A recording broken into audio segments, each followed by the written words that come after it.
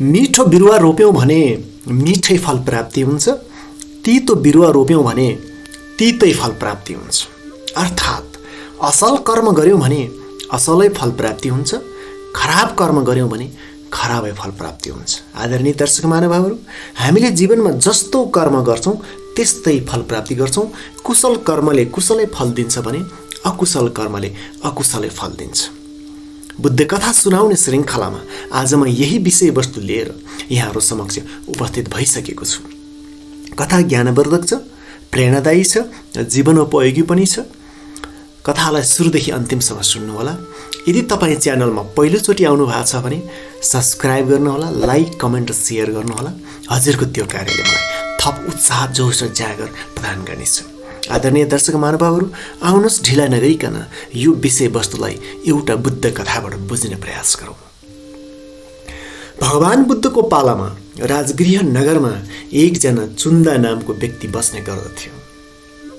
ती व्यक्तिले आफ्नो जीविकोपार्जनको लागि सुँगुर पालन गर्ने गर्दथ्यो र सुँगुर पालेर सुँगुरलाई काटेर बेचेर त्यहाँबाट आम्दानी गरेर आय आर्जन गरेर आफ्नो घर परिवार पाल्ने गर्दथ्यो। प्राय आफ्नै घरमा पालेका सुँगुरहरूलाई उनले काटेर मासु बिक्री गर्ने गर्दथ्यो र त्यसबाट हुने आम्दानीबाट, त्यसबाट आउने पैसाबाट आफ्नो घर गृहस्थी सञ्चालन गरिरहेको थियो। आदरणीय दर्शक महानुभावहरू, ती व्यक्तिले सुँगुर मार्ने तरिका सुन्दाखेरि जो कसैको रौँ ठाडो भएर आउँछ, आङ जिरिङ्ग भएर आउँछ। हेर्न त सक्ने कुरै भएन, त्यति भयानक, खतरनाक, क्रूर तरिकाबाट सुँगुरलाई मार्ने उनको तरिका रहेछ। सुँगुरलाई मार्नु अगाडि उनले हात खुट्टामा डोरीले बाँधेर चौखुर्याएर लडाउँदो रहेछ। त्यसपछि त्यो जिउँदै सुँगुरको शरीरमा फलामको घनले जोड बेजोडले हिर्काउँदो रहेछ। तबसम्म जबसम्म सुँगुरको शरीर पुरै फुलेर आउँदैन, तबसम्म घनले जोड जोडले हिर्काउँदो रहेछ। त्यति मात्र होइन, त्यो जिउँदो सुँगुरको मुख च्यातेर त्यसभित्र लट्ठीको टुक्राले अड्याएर तातो उम्लेको पानी जबरजस्ती सुँगुरको मुखबाट खन्याउँदो रहेछ। तबसम्म पानी खन्याउने क्रम उसले जारी राख्दो रहेछ कि जब सुँगुरको पेटभित्रबाट सबै फोहोरहरू, मलमूत्रहरू निस्केर सफा हुँदैन, तबसम्म पानी खन्याउन छोड्दो रहेनछ उसले। तपाईँ कल्पना गर्नुहोस् त, जिउँदो सुँगुरलाई यसरी चौखुर्याएर फलामको घनले हान्नु, मुख फाटेर तातो पानी, उम्लेको पानी उसको मुखमा खन्याउनु, अनि मलमूत्र बाहिर ननिस्कुन्जेल यो प्रक्रिया जारी राख्नु कति क्रूर होला, सोच्नै नसकिने। त्यसपछि सुँगुरको सम्पूर्ण शरीरमा बाँकी रहेको तातो पानी खन्याउँदो रहेछ, तातो पानी छ्याप्दो रहेछ। तातो पानी छ्यापी छ्यापी छालाहरू सेतो भएर आएपछि फेरि आगोले रौँहरू जलाउँदो रहेछ जिउँदै सुँगुरलाई। यस प्रकार अन्तिममा मात्र सुँगुरको टाउको र शरीर अलग गर्दो रहेछ। यति भयानक, क्रूर तरिकाले सुँगुरलाई उसले मार्दो रहेछ। यसरी उनले जीवनमा कैयौँ सुँगुरहरूलाई मारेर यही प्रक्रियाबाट काटेर मासु बिक्री वितरण गरी उनले आफ्नो जीविका चलाउँदै आएको रहेछ। यस प्रकार उनले करिब जीवनको 2/3 भाग व्यतीत गरिसकेको रहेछ। करिब 55 वर्षको उमेरसम्म उनले यही कृत्य गर्दै आए, यही कर्म गर्दै आए।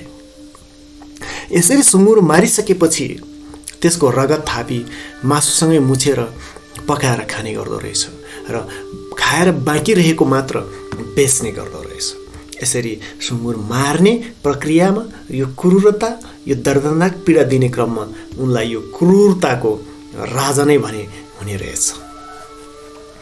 यसरी जीविकोपार्जन गर्दै जाँदा करिब 55 वर्षको उमेर पुगेको अवस्थामा एक दिन चुन्दा बिरामी भयो। उनलाई एक किसिमको अचम्मको रोग लाग्यो।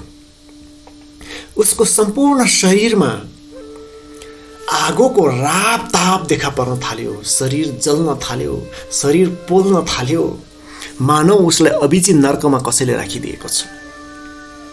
त्यसरी उनको शरीरमा जलन थाल्यो।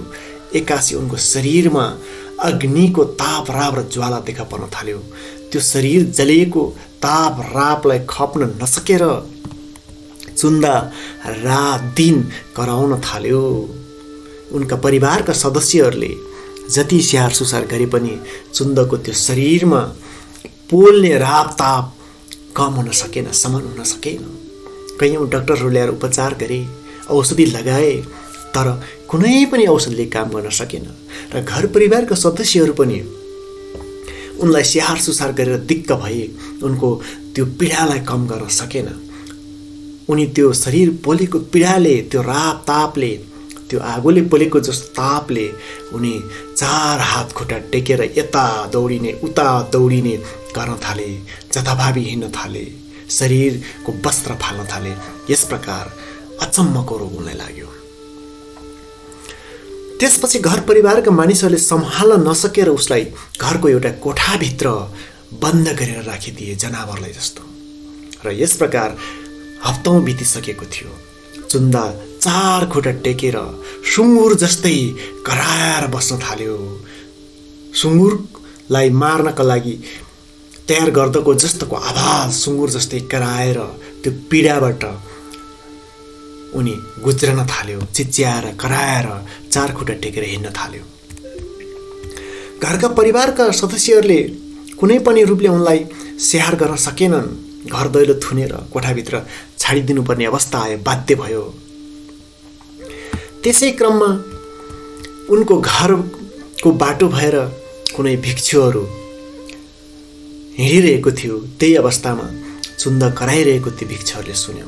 भिक्षुहरूलाई लाग्यो कि यो चुन्दले सुँगुरलाई फेरि दर्दनाक तरिकाले मारिरहेको छ, सुँगुरको शरीरमा यसले अत्याधिक पीडा दिइरहेको छ भन्ने भिक्षुहरूले बुझे।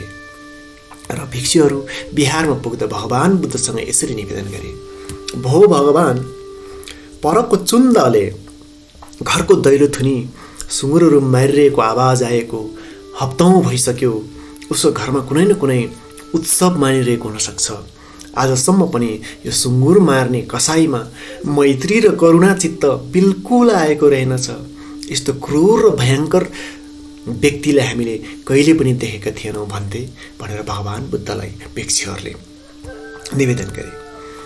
त्यस अवस्थामा भगवान बुद्धले भन्नुभयो, भिक्षुहरू हो, चुन्दको घरमा कुनै चाडपर्व मानिरहेको छैन, कुनै मेला पर्व छैन। चुन्दले 7 दिनसम्म घरको दैलो थुनी सुँगुर मारिरहेको होइन। उसले जीवनमा सुँगुर मार्नका लागि अपनाएको अकुशल कर्मले वर्तमानमै, यही जीवनमै अहिले नै कर्मको फल भोग्नु परिरहेको छ। उसको सारा शरीरमा अभिची नरकको आगो दन्किरहेको छ। त्यो आगोको राप ताप र ज्वलनले उसको शरीर पोलेको र डाहाले गर्दा उनी आफै सुँगुर जस्तो कराइरहेको छ। अब केही समयभित्र उसको मृत्यु हुन्छ र ऊ अभिची नरकमा पुग्छ। त्यही 7औं दिनमा नै चुन्द मरेर अभिची नरकमा पतन हुन गयो, भगवान बुद्धले बताए अनुसार।